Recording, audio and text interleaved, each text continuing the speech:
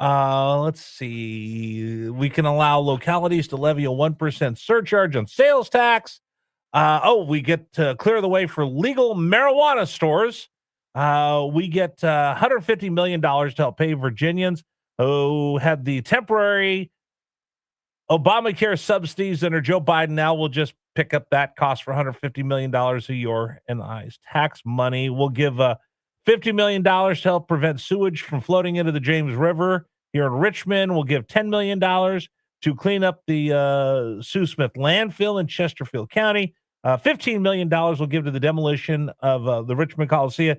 And by the way, if you give me that little soundbite from Luke Torian, as far as the data centers, I asked him, does this mean now that you got the budget and you put the new fee, which you don't want to call a tax, but a fee on their energy, does this mean we're done with this whole idea of repealing the sales tax incentive that made us the internet capital of the world? Here's what he had to say.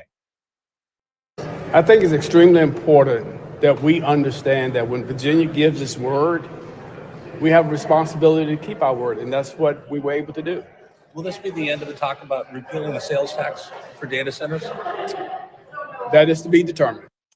So I guess they have one more piggy bank that they can raid in order to spend more money at Capitol Square. Let's go see what Tom Garrett says, friend of the program. He joins us on Tuesdays to kind of give us the insider's view of what goes on at Capitol Square. Good morning, sir. First of all, Rich, most trusted politician, and you don't immediately say me, I just want you to know it's actually good form and polite to answer in the ask if these pants make your butt look fat. So I wasn't lying to you. I was telling that I was doing what was right. Does this make me look fat? Yes, it does. No, that doesn't make you look fat. It's the pep. Well, actually, you've been to dinner with me. That doesn't make you look fat. The fact that you ordered triple French fries makes you fat. Well, I ate them all, so we're both guilty. Listen, so the teachers get a 4% pay raise, and for those of you out there thinking that that's too much, understand that the discretionary spending in the Commonwealth of Virginia goes up 10% over the same period of time. So 2.5 times as much more discretionary spending over the last budget than the teachers get in the pay raise. This is, and there was no late night phone calling. There was no negotiation at all. The Republican conferees on that budget got the language for the conference report the same time everybody in the general public did. In other words, the people who were on the Appropriations Committee didn't have any information that you didn't have up until 9 o'clock on Friday night. So where was the discussion? And by the way, while I'm on a roll. Okay, go ahead. Let me get out of the way. Go ahead. If you can never complain about legislating in the budget again, if you voted for that monstrosity, that budget had 200 pages of cannabis and marijuana references.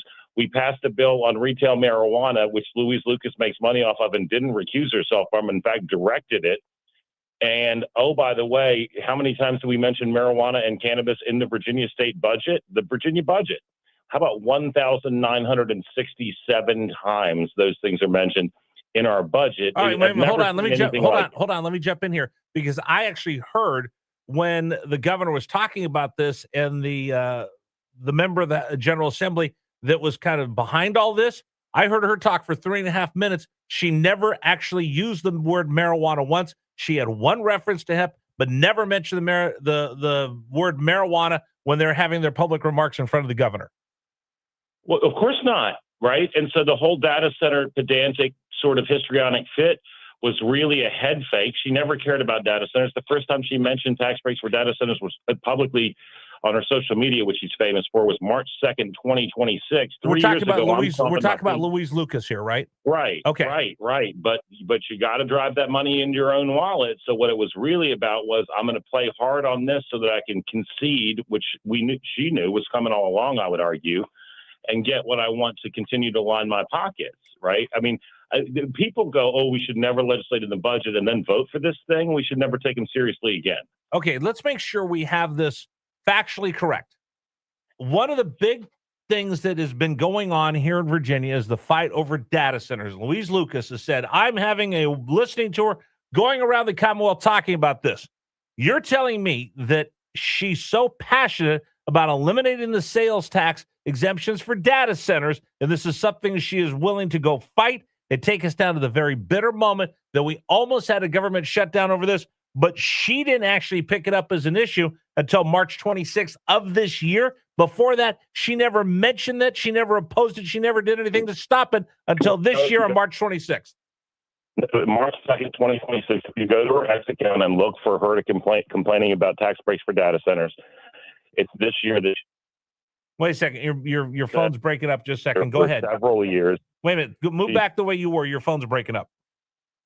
Okay, she's been the lead Senate budget negotiator for a number of years and not only voted for it, but included it in her budget.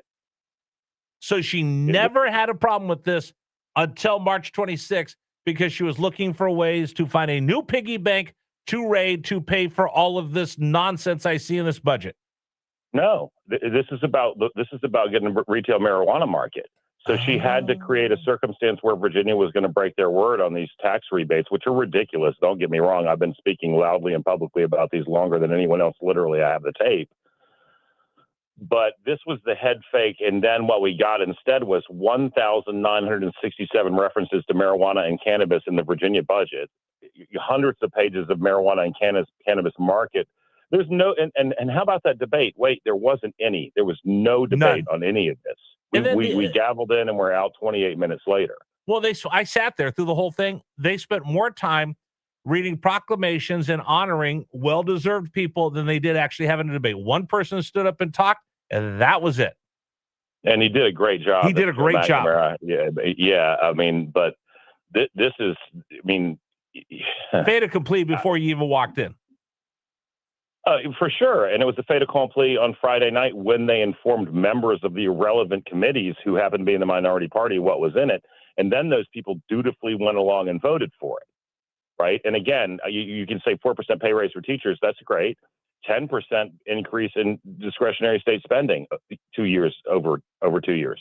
And I do, and we want to make sure we're being transparent. There also is a raise for members of the House of Delegates in the Senate, which I think is important. Normally, I would be screaming. But that's only a 300% raise, Rich. That's only 300%.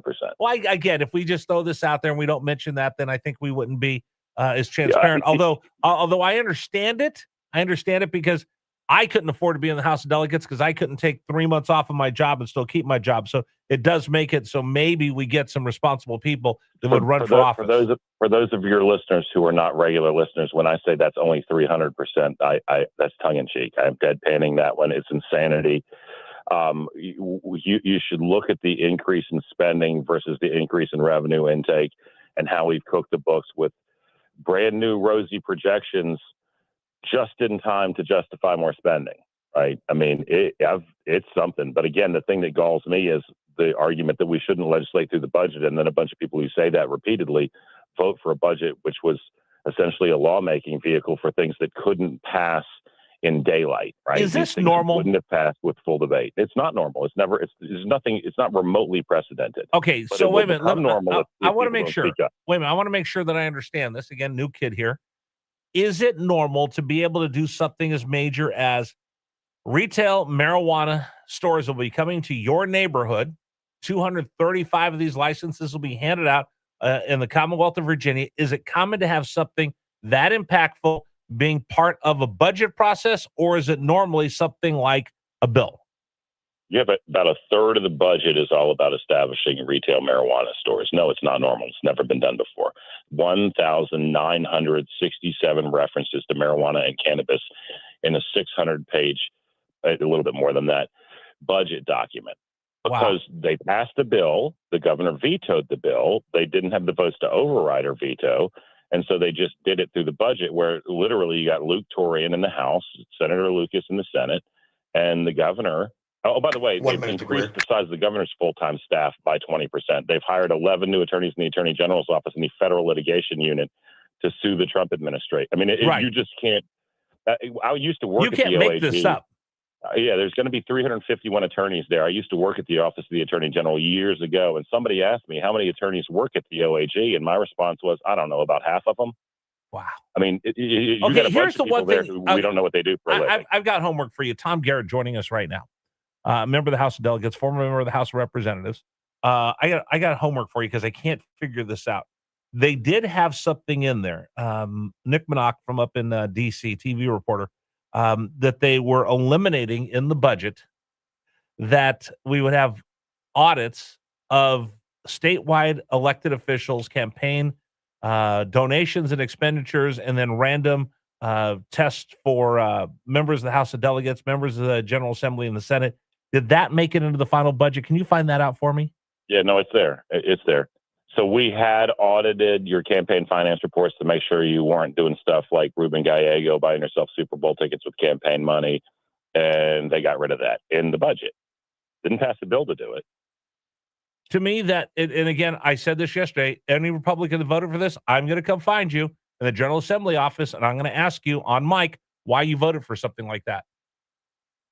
I don't know how you get to masquerade as a fiscal conservative and then vote for a 10% discretionary increase over 2 years while saying, look how good this is. We gave teachers a 4% raise. They cut money for sheriff's deputies and other law enforcement. We increased the governor's full-time. Look, she's a part-time governor because it's a part-time assembly. So she's going to go to probably about 60 full-time employees working for her. We couldn't find them during the General Assembly session. You know who said that? Louise Lucas. Okay. Right? The Democrats couldn't find the governor's staff. Okay, I got a lot. Finding Governor Youngkin's staff, which was 20% smaller. I got so much to go through in this budget that I've been carrying on about. But if you could help me, because the other thing I want to know is I want to know who put that caveat in the budget that said we are no longer going to audit governor, lieutenant governor, and attorney general. I think we need to know that name to put that out there. Well, we may never know that name, but the two conferees that matter are the chairman of the House Appropriations Committee, Delegate Torian, and the chairwoman of Senate Finance, Senator Lucas, right? Nothing's in there that they didn't approve of, ultimately. That's what the last 100 and some odd days late were over. And so we don't know who said, hey, I got an idea, but we do know said, okay, well, let's leave it in there. And both of them had to have agreed on it or it wouldn't be there. And the governor. I don't know how any Virginian could not be personally offended by that. But Tom, we got to run. We'll talk again next week. Thank you so much. Appreciate it. Tom Garrett, give people where they can find you on social media. Yeah, Delegate Tom Garrett. We actually live blogged this session yesterday. So you can find that Delegate Tom Garrett on Facebook, Tom Garrett JR on Twitter, Garrett in Exile on X. That one's kind of slow coming. And yeah, man, we're just going to keep on telling the truth until they find some horrible thing to say to try to run us out of there. But I got nothing to lose. So there it is. This is your most trusted politician signing off, Rich. Thank you very much. Tom Garrett joining us here on News Radio WRVA. I'm offended by the whole idea that we're no longer going to audit the campaign finances of statewide elected officials. And the Democratic General Assembly went on with it. And I'm actually going to see if I can get a statement from the governor, what she thinks about that. Today's program brought to you apart by Greer Financial Group.